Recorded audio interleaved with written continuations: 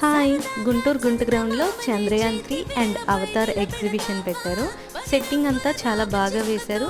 ఇక్కడ shopping and అలానే rides కూడా చాలా బాగున్నాయి. ఇంట్రెస్ట్ ఉన్న వాళ్ళు విజిట్ చేయండి.